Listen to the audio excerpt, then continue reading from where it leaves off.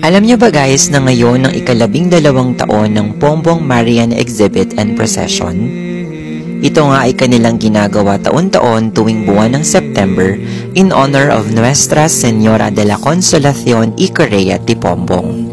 Ito nga ay nagbukas noong September 22, 2024 at magtatapos sa September 26, 2024.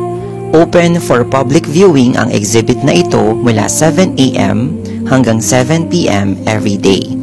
Matatagpuan naman ang exhibit area sa Parish Center ng Parokya ni Santiago Apostol dito nga po sa Pombong, Bulacan.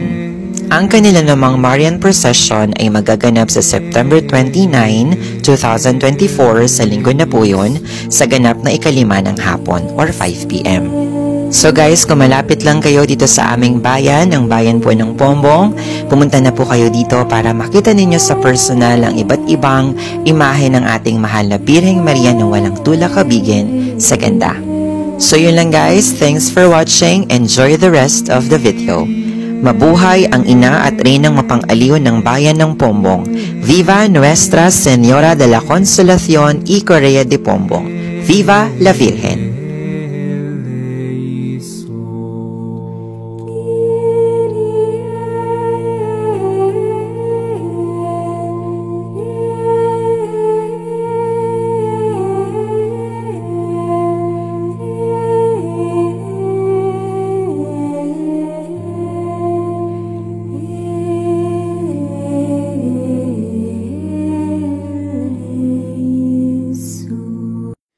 Gloria in excelsis Deo, et in terra pax hominibus.